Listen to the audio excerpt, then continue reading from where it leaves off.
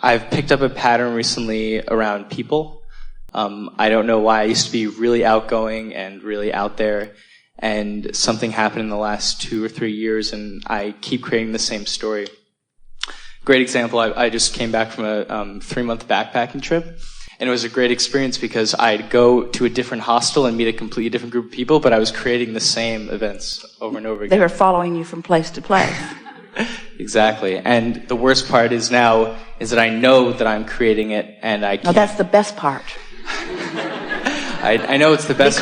Because if you know you're doing it, then you have control about it. Yes. So it's far better to know that you created it rather than some God who's mad at you. Yeah, well, no, I know that I know it now, but now my work is working on it, and it's really difficult.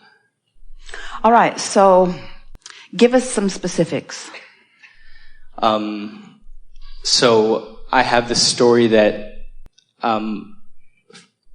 people's first impressions of me are that they don't like me, and I don't know why. I think they're off-put by me for some reason. And then when I leave the situation, I can kind of put myself in a better place, talk about how, great I can be and that I'm a great person. And then when I get thrown right back into a situation, it's like my energy's drained. And here's something that's really interesting, and it's something that most people are unaware of, but you ought to be aware of it because we've talked about things like it for a long while. So we're just going to create this basis of understanding, and then everything's just going to click into place for you. Most of this you could speak clearly to us, but there's a missing piece for you that you're about to feel break loose. So we all know about law of attraction, and you get it, that wherever you've got your radio dial set, that's what's going to come back to you.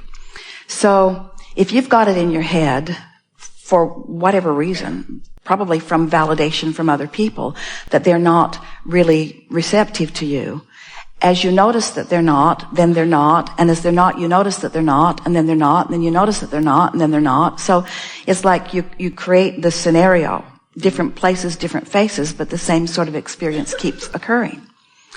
So law of attraction is the basis of all things. We've established that. And what you're feeling and what you're thinking is what you keep getting more of. And so you want to figure out how to break that cycle.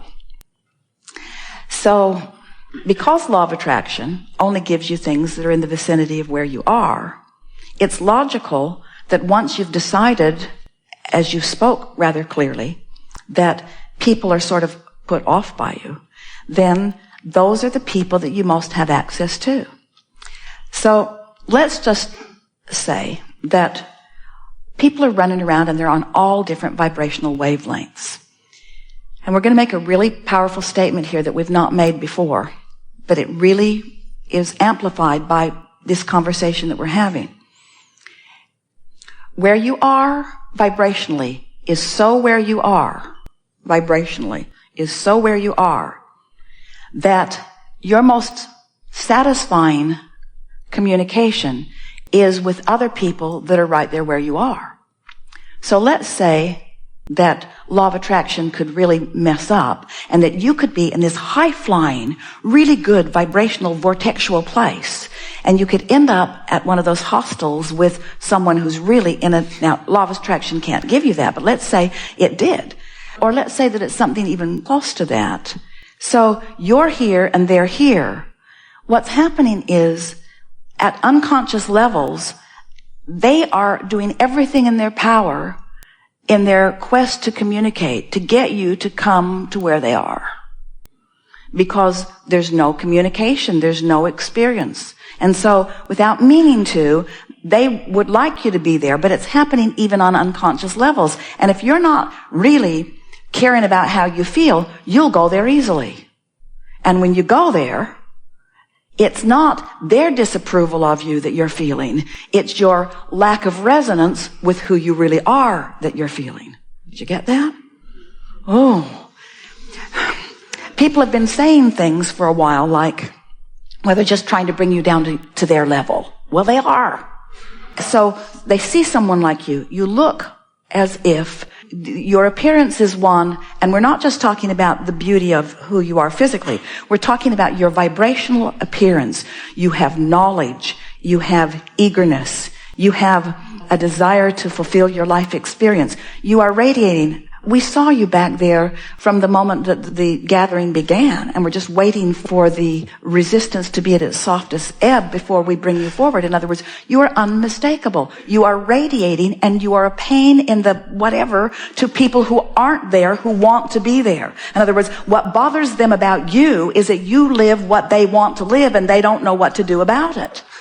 So they offer the vibration of where they are, and at unconscious levels really are wanting you to join them there. And because you are compliant with that, when you join them there, then it's your disconnection is too strong a word, but it's the putting the bushel over the light of who you are that makes you feel that discomfort. It's not their approval or disapproval that you have ever been seeking. It's your own alignment. So the question that we're hearing from you is, Abraham, how can I consistently, because you say you're often there and you are, how can I consistently feel all that I am and be all that I am? Because I want, and this is what you want. This is the question that we heard from you, regardless of the words that you spoke.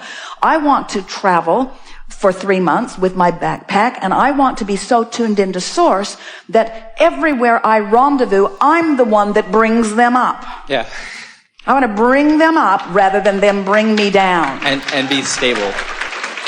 And the way you do it is first by understanding the way these laws work. Next by understanding that you have 2 vibrational vantage points, which you do. Next by understanding that the way you feel is your indicator of how you're doing. And next by just having enough exposure to enough people that eventually, and it happens frequently anyway, you feel yourself as the one who uplifted, rather than as someone who was diminished by someone else's more dominant vibration.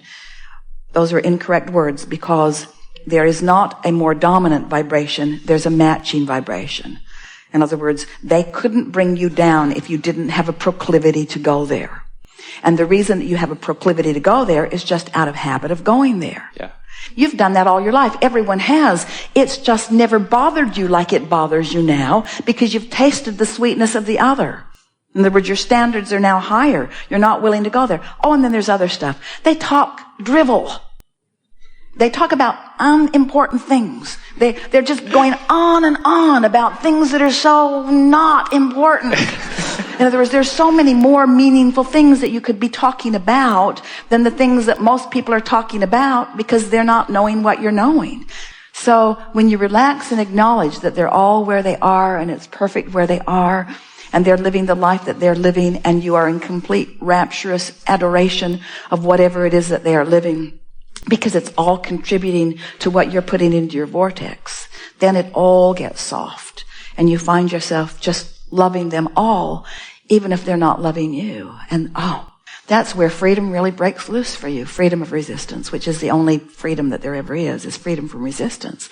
When you're able to love someone who isn't loving you, then they must come to your level if there is to be an interaction. Mm-hmm. Which means if you're steadily here, they can't show up at the same hostel with you, because one who's connected to this stream, one who's in this vibrational place, is more powerful than millions who are not, you see. So now, if you were just coming to the chair now and you were wanting to have this conversation, how would it sound now? I like being who I am, and often I am. And I want to be who I really am more often. And I want to attract people that are on my same vibrational wave. And how would I know the sweetness of being who I am if I never had a moment of not being who I am? How would I know? How could I discern? And so isn't it all good? Yes, and I realize that. And why do I want to attract people on my wavelength? We're going to answer it for you. Because it's evidence of my alignment, which is what I really want.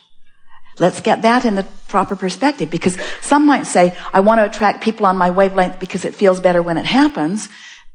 But I want to attract people on my wavelength because I want to be on my wavelength. That's why. It's my wavelength that is the operative word here, not the attraction of others that confirm it and compound it and enhance it and affirm it. I want to be on my wavelength because nothing else is satisfactory to me. Nothing else is tolerable to me. I don't want to be in a moment out here on the leading edge without my inner being there.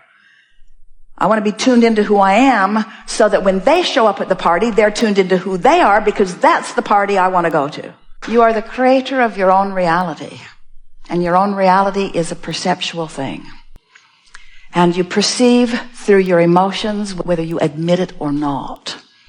You are the creator of your emotional state of being right here and now. And you have more leeway and more latitude and more control and more power than you have ever applied prior to this conversation. It is our powerful expectation that you will move forward in the days and weeks and months and years that are before you with this new understanding of who you are, with this new understanding that you can take an emotional journey right now if you want to, and that when you do, you have won your race, you have won your battle, you have accomplished everything that you're wanting, you have fulfilled your reason for being. In other words, it has never been the complicated thing that you've made it out to be in your comparison of your experience against the experiences of others that you are comparing yourself to. So as you move forward and you accept that what you've always been reaching for is the emotional control that you now have accomplished in this time that we've been together, we think that our determination to bring you round to our way of thinking is paid off because you have come around to our way of thinking. You know that it's an emotional journey and you believe that you have control of your emotions. And therefore, we want to pronounce to you that since you now have control over your emotional moments, you have control over every other manifestation. And if you will always keep your horse before your cart in that way, if you will always understand that it's the vortex work first, it's the emotional work first, it's the emotional quest first, it's the alignment with who you are, that you're going to have so many delicious, vivid moments and realizations and revelations as you allow Source, this oneness that we were talking about, to revel in the moment-to-moment activities and conversations and thought processes that you are upon. In other words, when you allow, through the simple work that you have figured out here today, alignment with that high-flying energy that is the source within you, so that you allow that full view of source in the conversation that you're having with your lover, in the conversation that you're having with your children or your employer or your employees or the stranger that you're meeting on the street. When you allow the fullness of who you are to be present within you, every moment of your life will be a sweet realization and revelation and manifestation of all that you are. This world is perfect as it is and becoming sweeter every day. And your capacity to rendezvous with the sweetest parts of it is extreme. But when you rendezvous with something that is less than sweet, it's wonderful too. Because in that, there is expansion. So your work is to figure out how to take the sweetness of all of it and not freak out. It's that freaking out thing you do when you're standing in the absence of something you want that holds you for longer periods of time in the absence of something you want. And we're here to tell you that no matter what, the presence of what you really want is available to you right here, right now, no matter how it looks to you or anybody else. We have enjoyed this interaction immensely. It is delicious to come together with those like you out here on the leading edge, ready and willing and wanting so to become perfectly aligned with the fullness of who you are. Be easy about it and take from this gathering our strongest encouragement, which is finding ways to make such peace with where you are that what you really want must reveal itself to you immediately. There is great love here for you. And as always, we remain in the vortex.